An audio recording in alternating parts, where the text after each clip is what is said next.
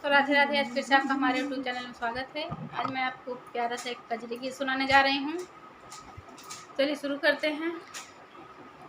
भोले बाबा के गजबई सिंगार बा, महिमा अपार बहाना। भोले बाबा के गजबई सिंगार बा, महिमा अपार बाना। बैठे नंदी पर महेश गौरा कार्तिक गणेश, बैठे नंदी पर महेश गौरा कार्तिक गणेश। बड़ा सुंदर हो बाबा के परिवार बा, महिमा अपार बाना। बड़ा सुंदर हो भोला के परिवार बा, महिमा अपार बाना। भोले बाबा के गजबई सिंगार बा, महिमा अपार बाना।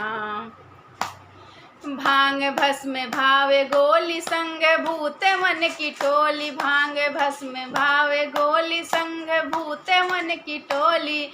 बाजे डमरू और घंटा घरियाल बा, महिमा अपार बाना। बाजे डमरू और घंटा घरियाल बा, महिमा अपार बाना।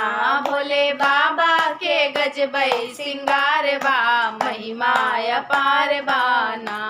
भोले शंकर के गजबई सिंगार बा, महिमा अपार बाना।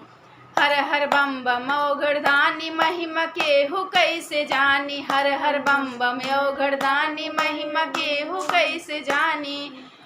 जेकर शीस झुकल ओकर बेड़ा पार बा, महिमा अपार बाना। जेकर शीस झुकल ओकर बेड़ा पार बा, महिमा अपार बाना। भोले बाबा के गजबई सिंगार बा, महिमा अपार बाना। शिव शंभू के गजबई सिंगार बा, महिमा अपार बा।